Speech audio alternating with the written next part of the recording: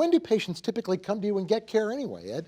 I mean, what triggers somebody to say, I've been living with this, it's been itching, I've had all this, but today I'm coming for medical care?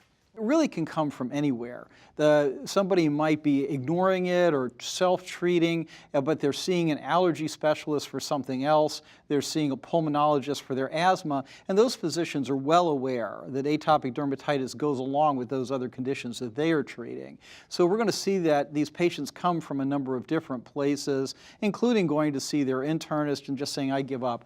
You know, I can't self-medicate enough to make this work. I'm taking antihistamines over the counter. I'm using various creams and it's not working. So ultimately these patients will see the dermatologist if they fall into the moderate to severe category. And they need to if we're going to see management with new medications, because all of those other specialists and primary care physicians are not going to be familiar with the new medication. Well, at least not at first, right? I mean, right. it would It may percolate take out. a while. Right. Mm-hmm. But at some point, I guess what I'm really asking about is, yes, little kids, parents are going to bring them in. I mean, I thought that as a doctor when I had little kids, you know, I'd be immune to this, but no, my kid's got a hangnail and they're going to the pediatrician. Yep. I'm sorry, it's true. That being said, a grown-up who's been living with this, is there some trigger where the grown-up says, that's it, I've had enough? What typically brings them to a dermatologist? There are those triggers, and Jonathan sees this all the time, you know, is that they finally go, I just can't take it that I can't sleep. Or their spouse says, I'm going to push you out of bed because I can't sleep, right? So those sorts of things happen. Sometimes they're just fed up, or sometimes there is a particular instance. I really want to learn to scuba dive, but I can't stand being outside in a bathing suit because people see this, right? Okay. So there's all sorts of things that bring people to the doctor, but a lot of times it's because they just can't stand those symptoms, and especially the pruritus.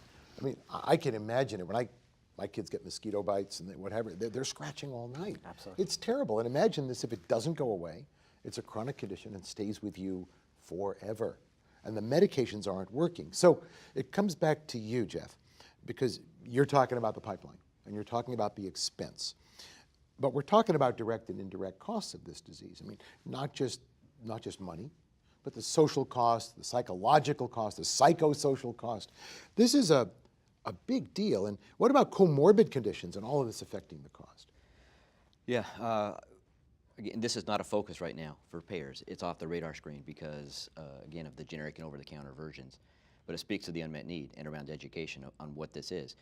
And with that is, what do those outcomes mean? Because payers generally don't focus on indirect costs and quality of life in their analyses when it comes to formulary management. So right now, most of the cost of this disease is indirect or really low direct, but that is going to change. And so that's the need right now is what are those direct costs? And we don't want to be told that this helps sleep.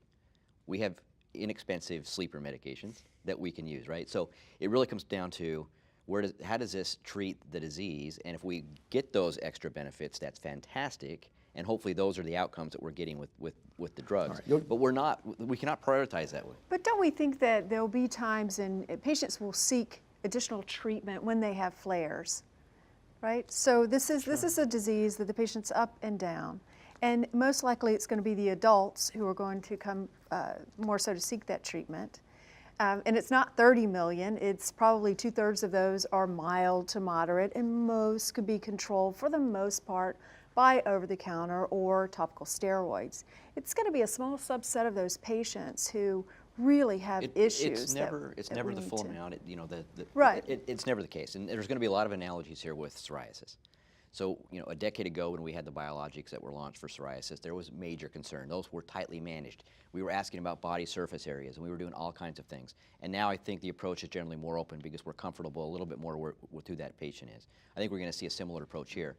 But my point is, when we're talking about a value proposition of these new drugs, it cannot be around some of these quality of life. It has to be more around functionality and direct, because that's what we That's what All we're right, going well, to focus forgive me, go ahead. Well, but some things that are sometimes lumped into these quality of life questionnaires and things like that actually are really about patient symptoms. And so that's really part of the clinical story here. So, when payers hear quality of life, sometimes what they're thinking about is some sort of convenience factor or something that fits into some social mold that's not quite what they normally deal with. But patients have symptoms, patients who can't sleep. These are important symptoms, and you can put that more into a clinical context and don't lump them in with a bunch of other things. I agree. right? If they're disease specific and they're linked to outcomes, then we'll look at those. But Right. I mean, let me be a devil's advocate here and a little bit mean.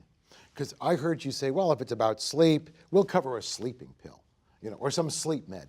But it's not about sleep, is it? It's about the fact that you're itching. And sleep is only Absolutely. the byproduct So the of message that. is sleep and all these other things improve because we're affecting the disease state and the inflammation and the itching. So again, it's the value prop. So I don't want to discount this, but again, we're not using these medications to treat sleep. We're using them to treat atopic dermatitis, which helps these other Okay, things. that's fair, I guess. I mean, we're all on board with that.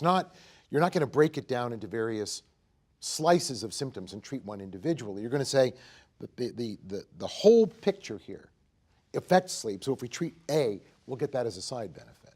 Is that worth it to the insurance companies? You have to be talking about direct Okay. and objective. Okay. And if we can accomplish that and we can show an improvement in the disease state, then these things are absolutely. Then they all fall out. But if not, then no. And do you think that it would be better to look at the subsets of those patients? These are the mild to moderate and then moderate to severe.